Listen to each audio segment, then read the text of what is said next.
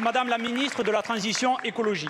En 2015, la France se félicitait de signer les accords de Paris. 10 ans plus tard, l'objectif de 1,5 degré est déjà dépassé. En 2019, les marches pour le climat faisaient battre le pavé à des milliers de jeunes. À ce cri du cœur, vous répondez par une inaction coupable. La vague de chaleur que nous traversons ne sont qu'un avant-goût. Aujourd'hui, les enfants étouffent dans les salles de classe, les seniors souffrent dans les EHPAD, tout comme l'ensemble des salariés à qui je tiens d'ailleurs à rendre hommage. Un tiers des logements sont des bouilloires thermiques. Aucune route, aucun chemin de fer n'est adapté à un monde à plus 4 degrés. Aucun système agricole non plus d'ailleurs. Alors que nos garrigues brûlent, la Macronie attise les flammes aux côtés de l'international réactionnaire. 20% de budget d'écologie en moins l'année dernière.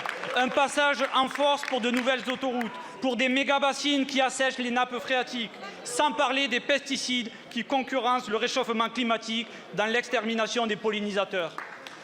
Madame la ministre de la Transition écologique, de combien de degrés supplémentaires, de combien d'accidents du travail, de combien de désastres agricoles, de combien d'années d'inaction avez-vous encore besoin pour enfin donner un sens à l'intitulé de votre ministère?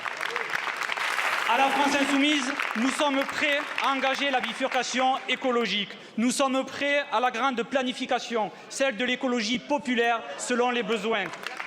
Notre groupe vient d'ailleurs de publier un plan canicule.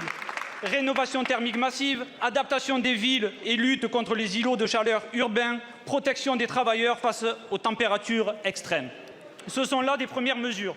D'autres suivront, issues du programme jugé le plus écologique de la dernière présidentielle. Merci beaucoup, Madame la ministre, le monde suffoque, le temps de votre inaction doit cesser.